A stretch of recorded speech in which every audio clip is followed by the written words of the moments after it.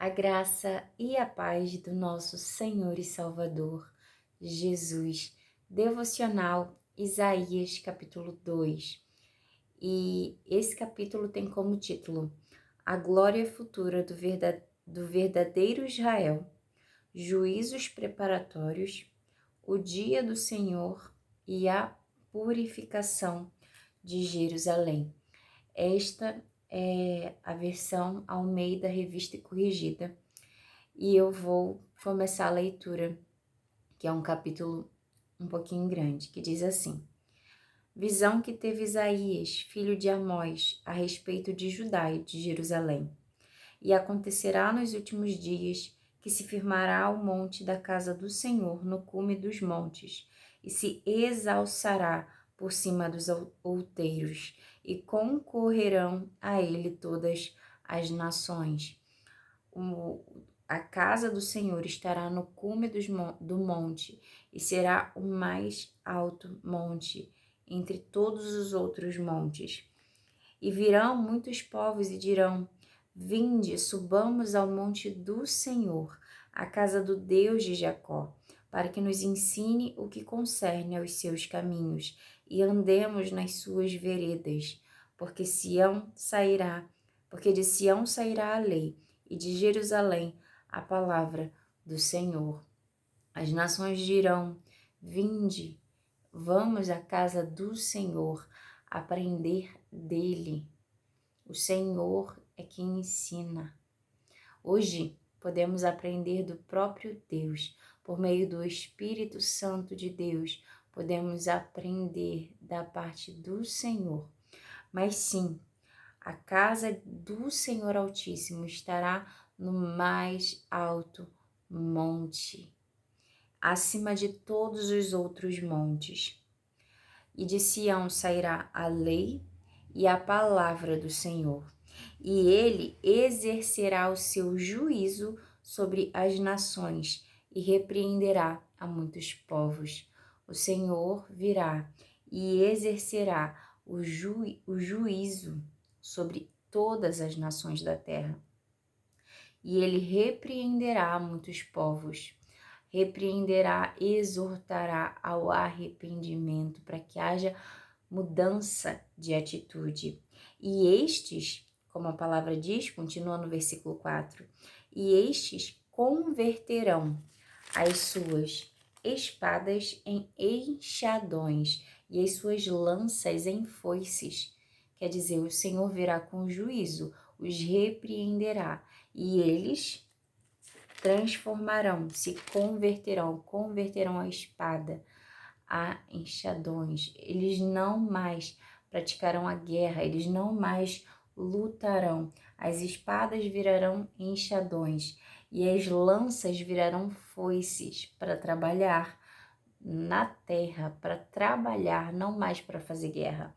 Ainda no versículo 4, não levantará espada nação contra nação, nem aprenderão mais a guerrear.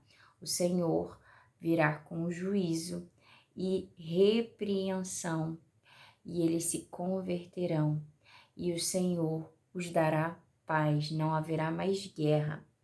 Verso 5: Vinde, ó casa de Jacó, e andemos na luz do Senhor. Mas tu desamparaste o teu povo, a casa de Jacó, porque se encheram dos costumes do Oriente. Aqui o profeta Isaías está falando: o Senhor desamparou o seu povo, a casa de Jacó. Sim, desamparou, mas ele logo diz o porquê. Porque encheram de costumes do Oriente, se associam com os filhos de estranho e são agoreiros como os filisteus. Eles são adivinhadores, praticam a adivinhação. Por isso o Senhor se retirou deles. No verso 7, e a sua terra está cheia de prata e ouro, e não tem fim os teus tesouros. Também está cheia de cavalos a sua terra, e os seus carros não têm fim. Também está cheia de ídolos a sua terra. Inclinaram-se perante a obra das suas mãos, diante daquilo que fabricaram os seus dedos. Eles produziram os ídolos. a mão deles, né, produziu, a obra das mãos deles produziram os ídolos e se prostraram, adoraram a ele. Ali o povo se abate, os nobres se humilham, portanto lhes não perdoarás. Eles estão prostrados, humilhados, adorando a ídolos e não a Deus. Verso 10. Vai, entra nas rochas e esconde no pó da presença espantosa do Senhor e da glória da sua majestade. Nesse capítulo, o profeta Isaías, ele fala mais de uma vez. Na verdade, eu acredito que ele fale 3 vezes, no versículo 9, 19 e 21, acerca de esconder nas rochas, por causa da presença espantosa do Senhor. O Senhor, ele virá a essa terra e se esconderão diante da presença do Senhor. Quem se esconderão? Aqueles, né, que negaram o Senhor, que adoraram outros deuses, praticaram a idolatria, adoraram as obras das próprias mãos, se humilharam perante as obras das próprias mãos. Esses tentarão se esconder em cavernas, debaixo das rochas, diante da presença, da majestade espantosa do Senhor. E diz assim, no verso 11: os olhos altivos dos homens serão abatidos, e a altivez dos varões será humilhada. Os orgulhosos, eles serão abatidos, né? A alma deles, o que eles se gabam de ser alguma coisa, eles serão humilhados. No verso, diz assim, ainda no 11, e só o Senhor será exaltado naquele dia. Todos aqueles que se achavam grandes, poderosos, homens, né, líderes de nações, que eram exaltados perante os homens, eles serão humilhados, porque só um será exaltado, só um será exaltado naquele dia e glorificado naquele dia, que é o Senhor.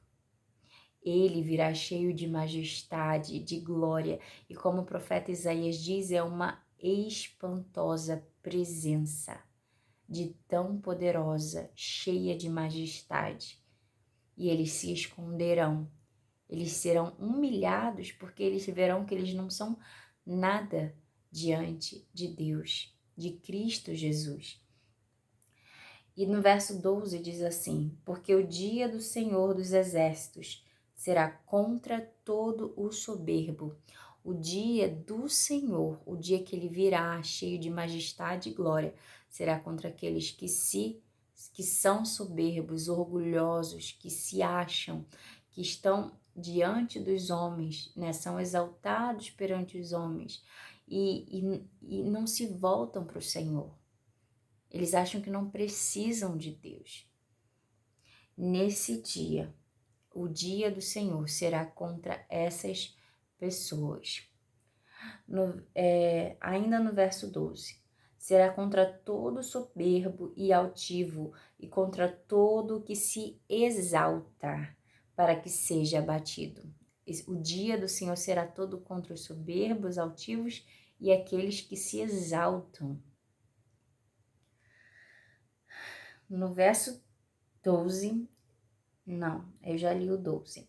No 13, diz assim, e contra todos os cedros do Líbano, altos e sublimes, contra todos os carvalhos de Bazã, contra todos os montes altos, contra todos os outeiros elevados, contra toda a torre alta e contra todo muro forte, firme, e contra todos os navios de Tarsis e contra todas as pinturas desejáveis, contra tudo aquilo que era considerado grande, poderoso, forte, forte. Esse dia, né, o Senhor destruirá tudo aquilo que o homem adorava no lugar de Deus, que o homem considerava minha força está nessas coisas, será destruído. Verso 17: e a altivez do homem será humilhada, e a altivez dos varões se abaterá, e só o Senhor será exaltado naquele dia, só ele será exaltado. Tudo aquilo que o homem se garantia, nas coisas que ele achava que são fortalezas, são torres fortes, são muros, são coisas poderosas, e ele se auto-elevava. Todas essas coisas se consumirão. Tipo, diante de Deus, essas coisas nada são. E o Senhor será exaltado, somente Ele naquele dia. No 18, verso 18, diz assim: e todos os ídolos totalmente desaparecerão. Todos os ídolos que um dia foram criados pelos homens deixarão de existir, desaparecerão. Então os homens se meterão nas concavidades das rochas e nas cavernas da terra, por causa da presença espantosa do Senhor e por causa da glória da sua majestade, quando ele se levantar para assombrar a terra, quando ele se levantar para vir com o juízo sobre toda a terra. Essa terra, ela terá um fim, ela será julgada. Por quê? Porque ela está entregue à maldade, entregue às coisas más, né? Existe um povo do Senhor que tem permanecido por causa da presença do Espírito Santo de Deus, por causa da direção do Senhor. E Ele nos chama a anunciar o Evangelho dEle, para que todo aquele que ouvir a mensagem, crer na mensagem e recebê-lo como Senhor, Ele salvará essas pessoas. Ele virá com a destruição sobre essa terra que é má, mas esses que estão no Senhor, que Ele nos manda anunciar a mensagem para que estejam nele, guarda o teu coração no Senhor, aceite o Senhor como Salvador, porque esses que recebem a mensagem que houve um Deus que abriu mão da sua glória, desceu à terra, entregou a própria vida por amor a cada um de nós, para levar os nossos pecados sobre ele. E ele morre, entrega a vida, ressuscita no terceiro dia, sobe aos altos céus, senta à direita do trono de Deus, do Pai, e ele reina com o Pai, e ele voltará para buscar o povo dele, aqueles que se arrependeram dos pecados, aceitaram essa mensagem de salvação. E quando ele vir, ele vai vir com juízo e vai destruir essa terra que é má, mas ele fala: eu vos preparei um lugar, um novo céu, uma nova terra. Aqueles que estão no Senhor serão salvos por ele. Amém? No verso 20, estou procurando aqui. No verso 20 diz assim: naquele dia os homens lançarão às topeiras e aos morcegos os seus ídolos de prata e os seus ídolos de ouro que fizeram ante eles para se prostrarem. Aqui está dizendo nesse versículo 20, eles vão largar os ídolos deles para os ratos, para as topeiras, para os morcegos, vão abandonar tudo. Por quê? Eles vão, que eles se prostraram, todo ídolo que eles se prostraram e construíram com as próprias mãos, eles abandonarão, porque eles se meterão, eles se esconderão nas cavernas, nas fendas, novamente. No versículo 21 fala o que já foi dito anteriormente pelo profeta Isaías e que acontecerá.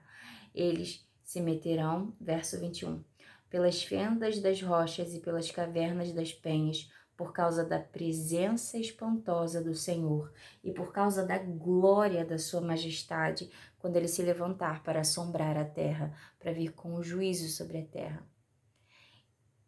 Isso, eles se esconderão da presença do Senhor. No verso, e abandonarão todos os ídolos, aquilo que eles construíram e que se prostraram e que adoraram, nada mais vale diante da presença espantosa, como o profeta Isaías diz, do Senhor. No verso 22, que é o último, diz assim: desse capítulo, né? Afastai-vos, pois, do homem cujo fôlego está no seu nariz, porque em que se ele deve estimar? Aqui está dizendo, olha, não confie nos homens, porque eles são mortais.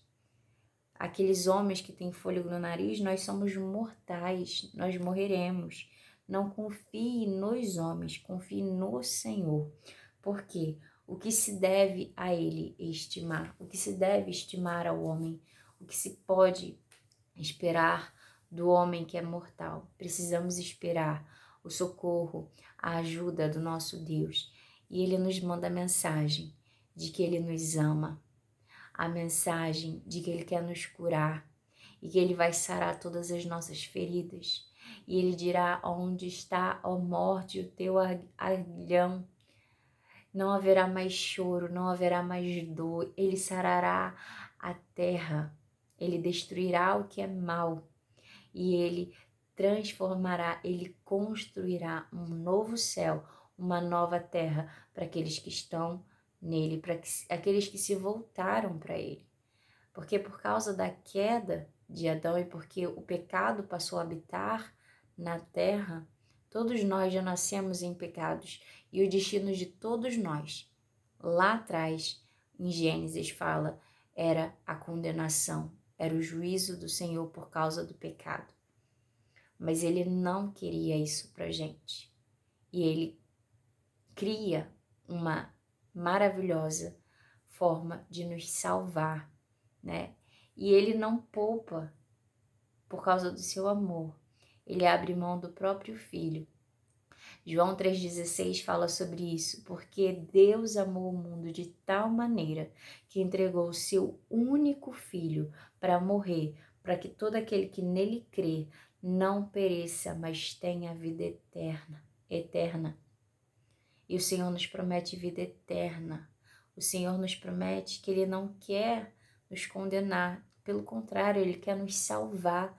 Ele quer resgatar o propósito inicial, que era de um relacionamento com o homem. Deus nos fez para nos relacionarmos com Ele. O propósito de Deus era bom, só que Satanás veio e quebrou a aliança. Ele instiga o homem e o homem cai. O homem tinha a escolha dele. Ele instiga o homem e o homem tem a queda, né? Ele peca, ele desobedece ao Senhor e há uma quebra de aliança. Mas o Senhor, ele quer resgatar essa aliança e ele promete salvar aqueles que crerem em Cristo Jesus, que é o Filho dele, que ele enviou para nos salvar. E o Filho dele voltará pela segunda vez à terra, com o juízo para destruir tudo aquilo que é mal, para abater os soberbos, né? E para vir com juízo sobre todos, sobre toda a nação, sobre tudo. O Senhor será o juiz, o Deus Altíssimo será o juiz, e aqueles que estiverem em Cristo Jesus não serão condenados, mas terão vida nele, e ele sarará as nossas dores, ele secará todas as nossas lágrimas. Voltaremos a estar estabelecidos nele e vivermos em um relacionamento com ele. E isso já é real, isso já é real.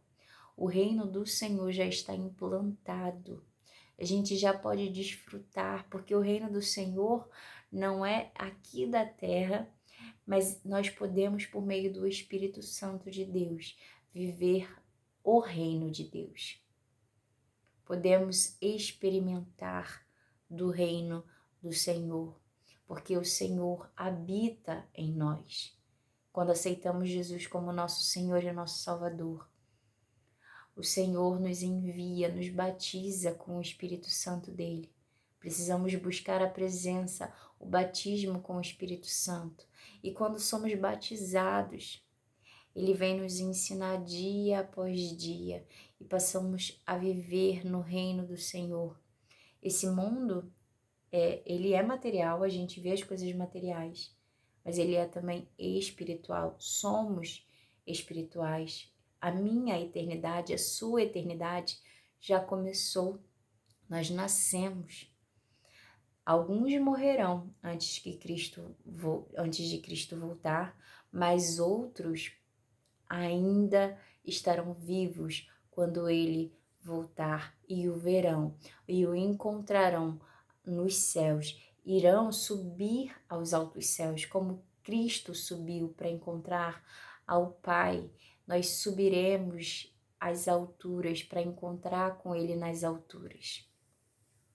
E a palavra do Senhor nos garante isso, que possamos viver nesse reino, que possamos já desfrutar da presença gloriosa do Senhor, por meio do Espírito Santo dele, que nos consola, que nos orienta, que nos traz a paz que o mundo não consegue entender, que para o mundo a gente é louco.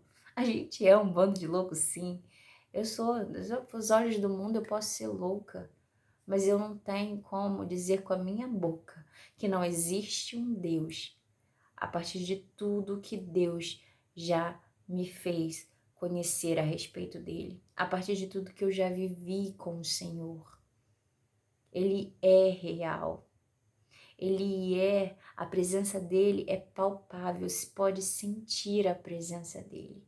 Então, se você ainda não sentiu a presença do Senhor, se você ainda não acredita nessa presença gloriosa, convide ao Senhor, fala: Senhor, eu quero te conhecer, me apresenta, que eu conheça o Senhor.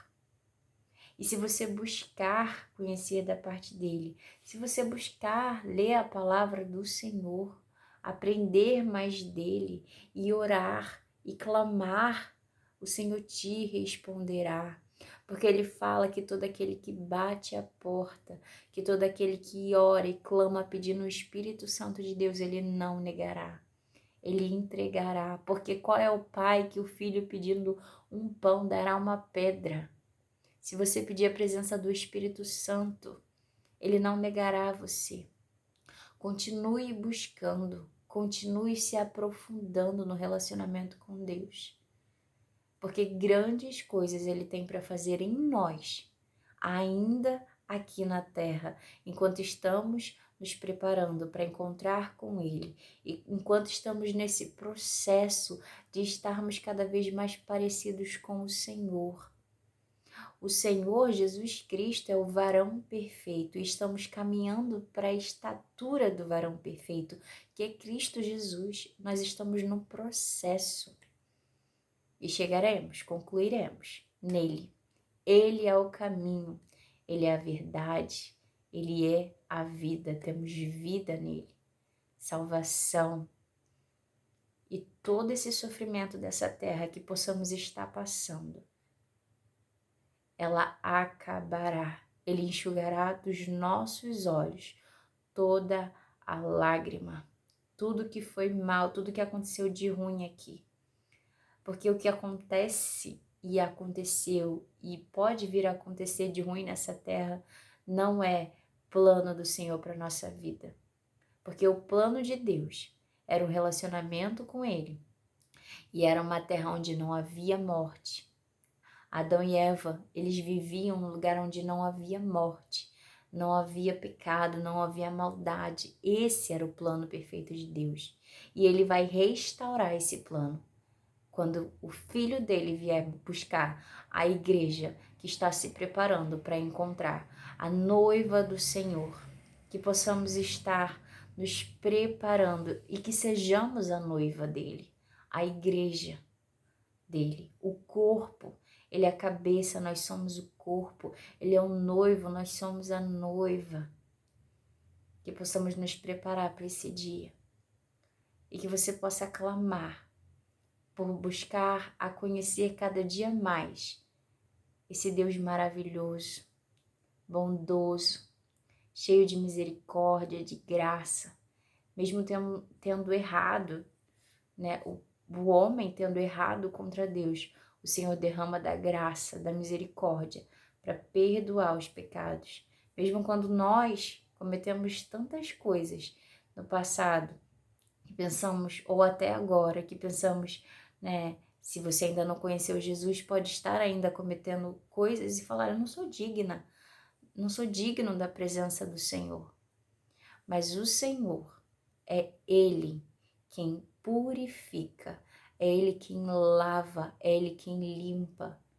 O que nós precisamos é apenas confessarmos com a nossa boca que Ele é o nosso Senhor e crermos que Ele é o nosso Salvador e que todos os nossos pecados vão sobre Ele. Precisa haver o arrependimento. Essa é a palavra.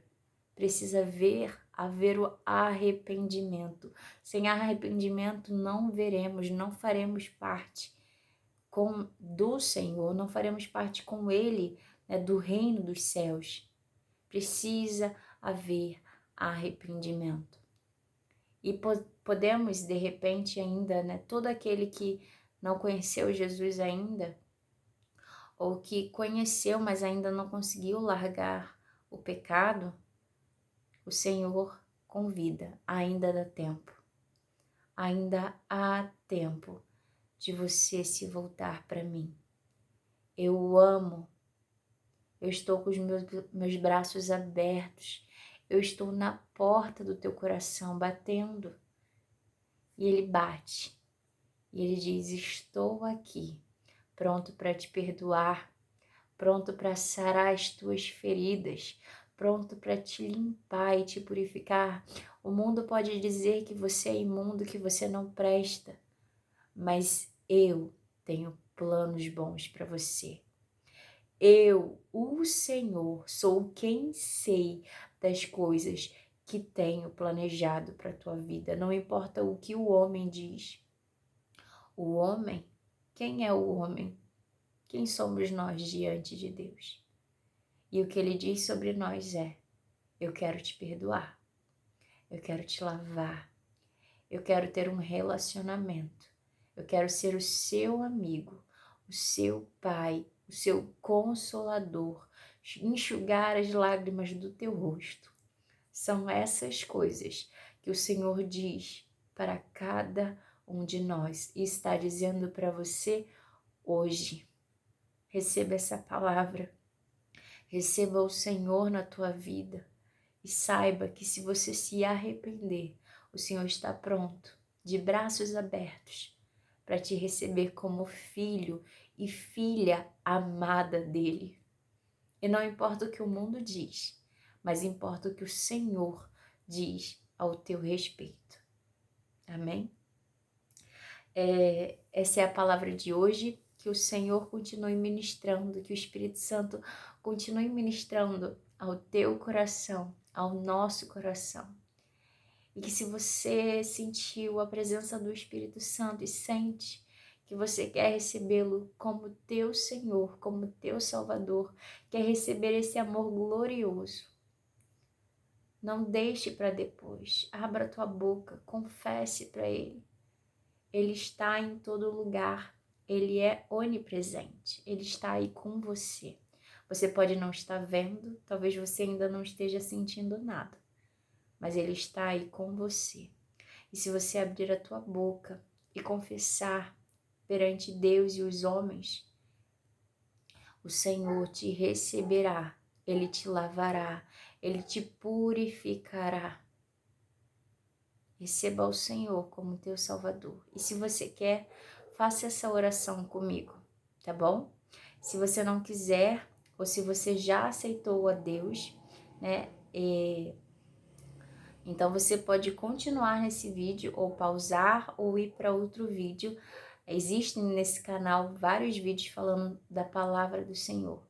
E que o Senhor possa a cada dia continuar falando contigo. E eu vou orar agora. Se você quer aceitar a Cristo Jesus, faça essa oração comigo.